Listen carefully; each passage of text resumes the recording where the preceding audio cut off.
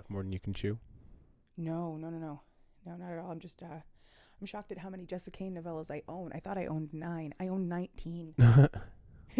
Oops. Oops. I mean, not oops. Just, it's oops, all Jessa Kane novellas.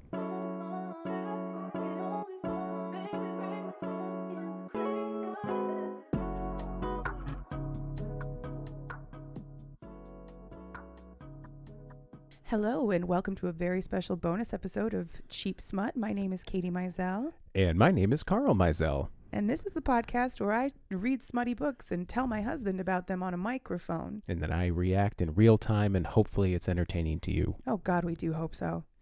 But this week, we decided to do an extra bonus episode because I found a fantastic bit of Reddit content regarding Jessa Kane, the author of this week's The Pitcher's Assistant, which we covered along with special guest Matt Coggins. And I thought we would sit down and actually read this post out that I found on Reddit because it's just so good. Yeah, so if you've listened to this week's episode, you remember at the outset, Katie mentioned a Reddit thread that she had found, and after we mentioned it during the episode, and afterwards we talked about it, and we were like, you know what? Let's throw a little bone count out there. Let's get a little bonus content into the universe. Anything called bone on this show seems appropriate. So. Well, yeah. I mean, I took the phrase from Matt because we do a lot of bonus episodes on our baseball podcast. Mm-hmm. Put Me in Coach, also available on all your major platforms. But so I just took it right over here because it definitely makes a lot more sense on this show to call something BoneCon. Absolutely, it does. All right, so let's just dive right into this, shall we? Well, let's go for it. What is this?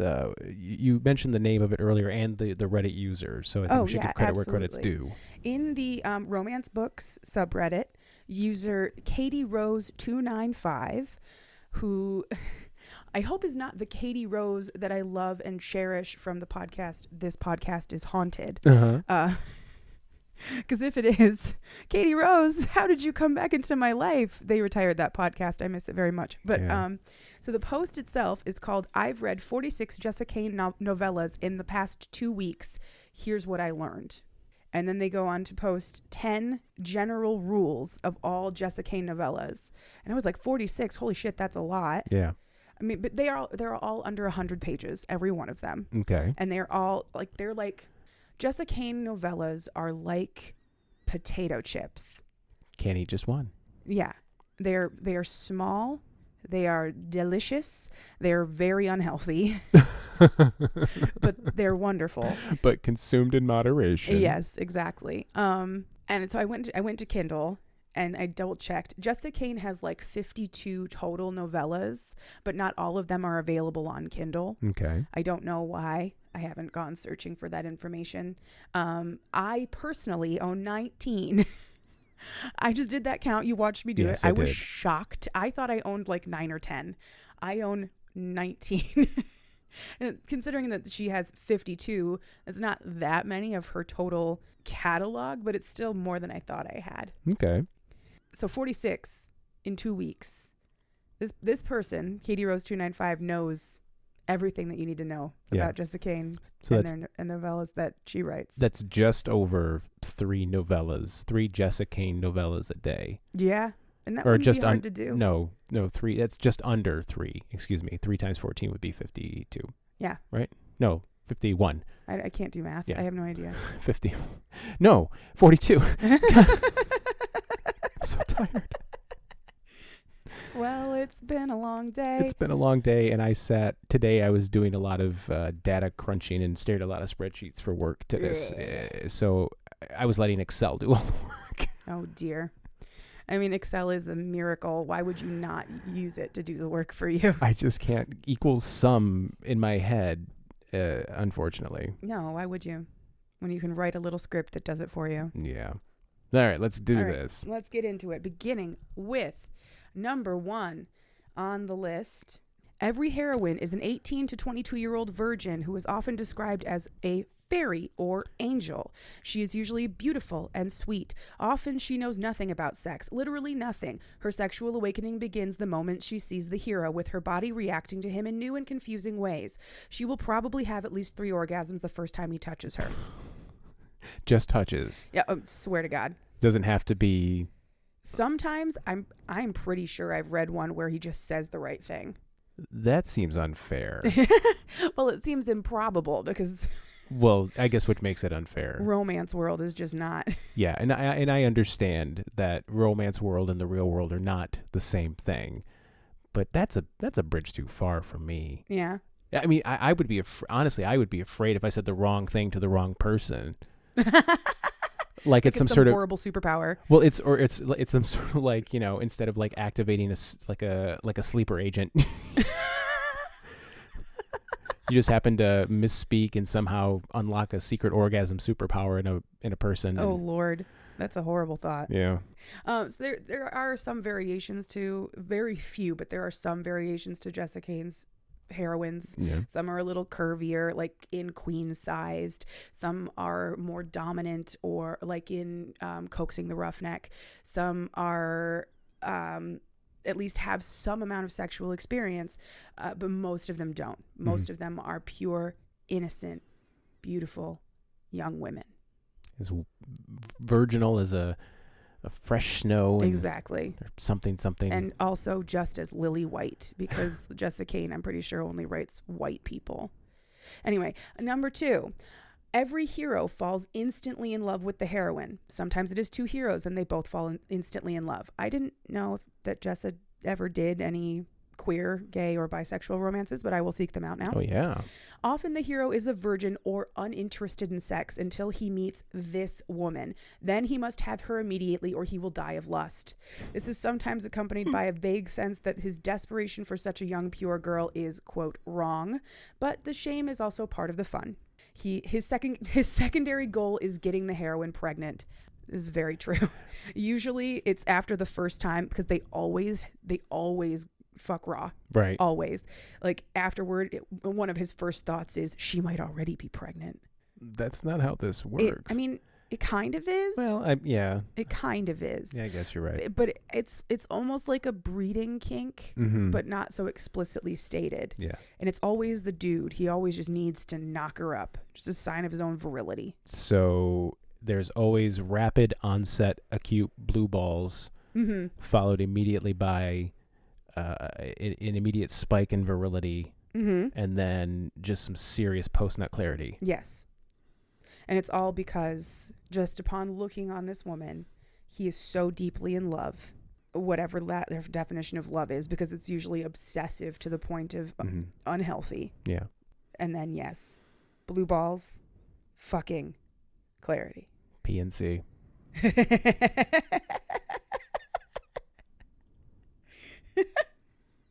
Usually he is rich, handsome, and strong.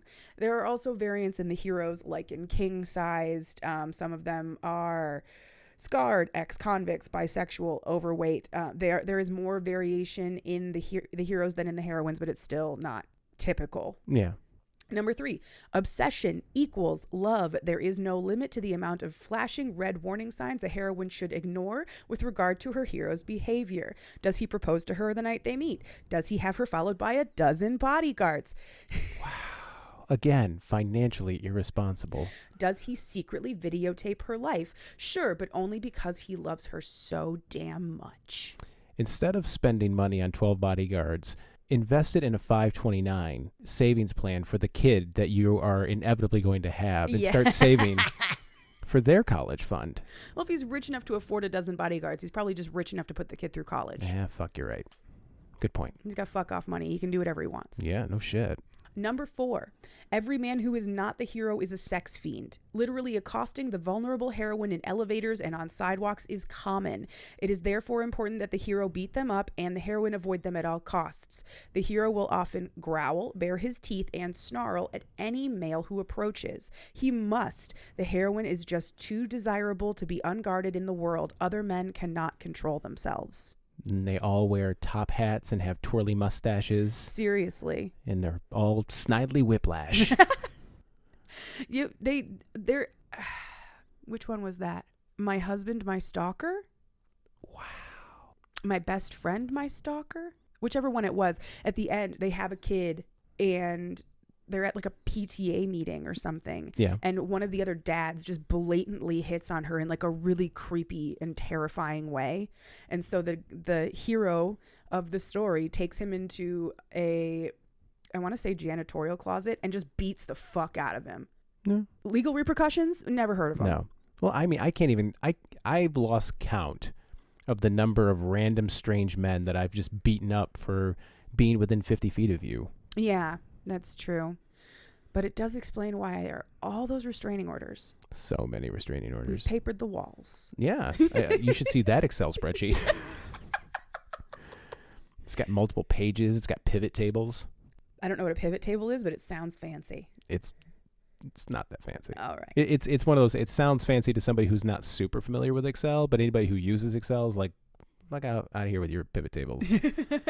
I only ever used Excel in my billing jobs as a way to keep track of things. I never used it for any of its functions. Yeah. So. Well, I use it to keep track of what states I can't go into. I'm kidding. I am kidding. I have to put that out there. Absolutely no. Carl has no criminal record. Number 5, public sex is not a deal breaker for any job, restaurant, school's nurse's office, or city park. Other people are merely impressed or subdued by the hero's stamina and power. Well, obviously. I mean, mostly they just tend not to notice. The school's nurse's one, though, she noticed. She just couldn't, I guess, do anything about it. I don't know. That was a good one, though. That's from Husky. Oh, okay. One of Jessa Kane's plus size men books. All right. Number 6, everyone in the book has a daddy kink. Everyone. Even the daddies. Even the daddies. They all have daddy kinks. Mind blown. I realized this when I was listening back to the episode once you had finished the edit. Mm-hmm. I never actually explained to Matt what a daddy kink is. I feel bad about that. Sorry, Matt. He'll figure it out. I mean, it's a power play where the woman calls the man daddy, or the man calls the other man daddy. He's a smart man. I'm sure he'll figure it out. Mm-hmm. Plus, he has a smut loving wife. She'll explain it. I'm sure she will. It's better that he learns it from her than on the street. Yeah. Be sure to tell your husbands all about these kinks so they don't learn them from their friends and get misinformation. God, I can just imagine a group of dudes sitting around just wildly misrepresenting a daddy kink. So can I, but in my head they're like 15 and they're all just dumbass idiots. I think it's funnier if they're like in their mid-30s. Oh, it's way funnier that way. Yeah. The more realistic version is a bunch of dudes, a bunch of teenage boys sitting around. One of them watched porn for the first time and now he has a completely wrong idea and he's telling all his friends. And he's sitting around smoking like a French guy from like a French New Wave film. I've seen things, man. Oh, you'll never believe what I've seen. Anyway. Moving on. Number 7, family members are fairy tale villain evil and or ineffectual to the point of absurdity. Only the hero can offer the heroine love and protection. His goal is often to overtly win her from her father/brother/mother/sisters, blatantly challenging them with his claim over her. This includes having sex with her in front of them if need be, which did happen in Preacher Man. Under the guise of it being an exorcism. What? Sweetie, I'm not, they are wild. My God. Fucking wild. Okay. Now, I want to make it clear. We say this all the time. We do not make fun of anything here. I respect this genre. I am a stranger in a strange land, but holy fuck. Oh yeah. What? Oh yeah. What? Oh yeah. It only gets weirder. I haven't even done a tentacle book with you yet. No. Or a dark romance, like a true dark romance. Those get weird. Yeah. I'll cover one day. I'm not much of a dark romance reader. I read the gray stuff, but not a lot of dark stuff. If I may, and I'm going to pause right here. I'm going to have a long pause, which make it easier to edit. I think it's funny that in this book, under the guise of an exorcism, this man, the preacher, the preacher, will have sex with this woman in front of her family. her mother. Okay. But I remember like early in our relationship, you didn't want to even have sex in your parents' house. Yes. Because one is fiction and the other is my life. No, I know. I just think it's wild. Like, at least I didn't ask to have sex with you in front of your family and pretend it was an exorcism. They're not home. Yeah. Okay. So number 8. Once the bad guy is vanquished, the couple can also have sex right in front of him. If he is dead, having sex next to his dead body is also an option. I haven't read one like that, but I fully believe that it would happen, and I'm surprised it wasn't on top of the corpse. That would be a bridge too far. I guess. That is the weirdest form of like dominance. Yeah, it's like claim staking. Wild shit. Wild. Yes. Oh my God. It's so good though. Number 9. Objective reality and society's laws are flexible, to say the least.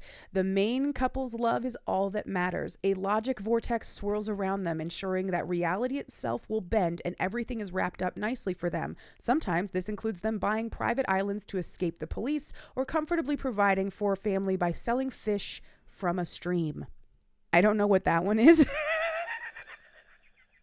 Katie Rose 295, if you're out there and you're listening, tell us which one that is. Please get in touch on any of the socials. I need to know which one involves them comfortably supporting their family by selling fish from a stream. It's because that vaguely sounds like a weird offshoot of like a smutty Studio Ghibli film. I was thinking it sounded like those HGTV shows. Our budget is $2.7 million. I catch fish out of this stream, and my wife is a stay-at-home mother.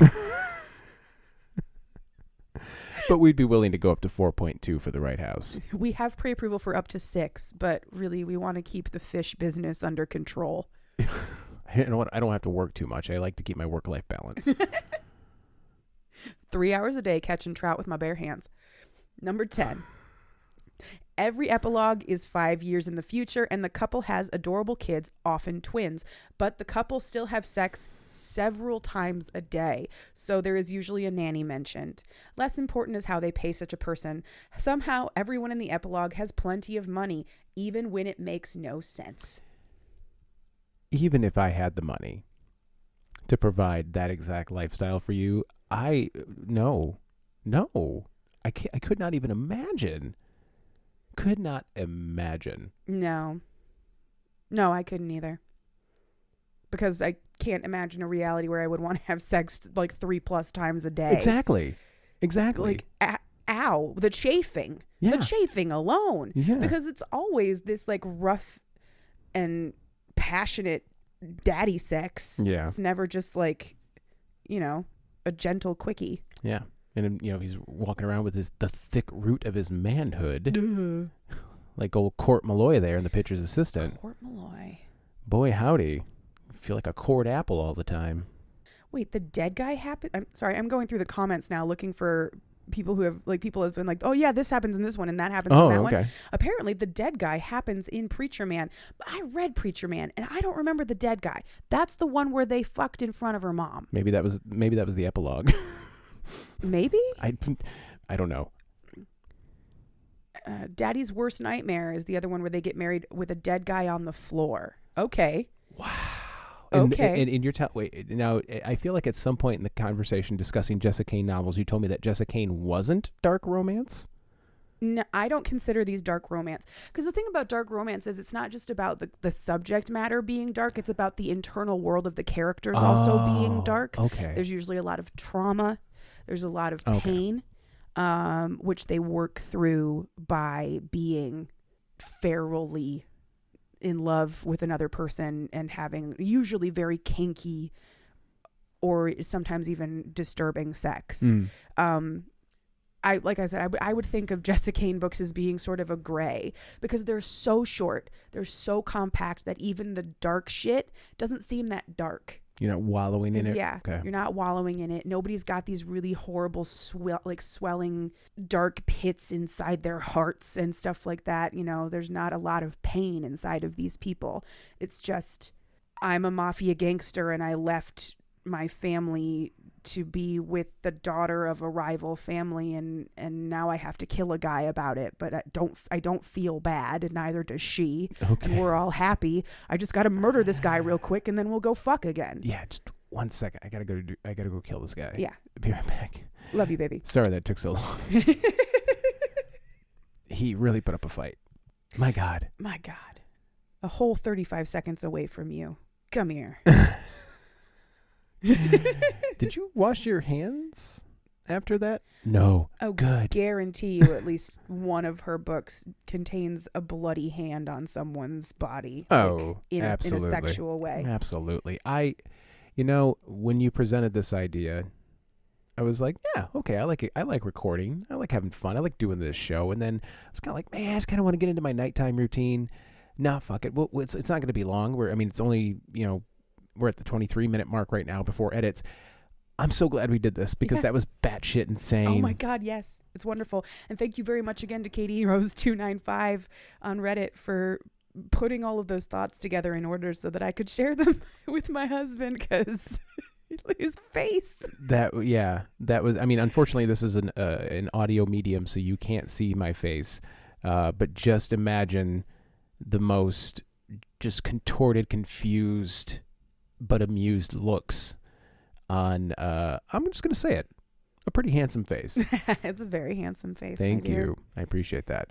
Well, I'd say that about puts a bow on this thing. I absolutely think it does. And thank you so much for sitting down with me and letting me read that to you because it's been an absolute pleasure. I don't see any reason to, we would do that anyway, just without microphones. So why not? Why not put it out for the world? For sure. Yeah, put it out there. A little bone con. Throw him a little bone con. Hell yeah. All right. Send us home. All right. Everybody out there listening, if there is a book in you, write it. And if there's fucking in it, no matter how weird, I'll read it. And then she will come on this show and explain it to me for your entertainment. And then someone will do a Reddit thread about it. And then we'll do the bone con. God, I can only hope. Me too. All right. Let's go do other stuff now. Yes, let's. Bye-bye. Bye-bye.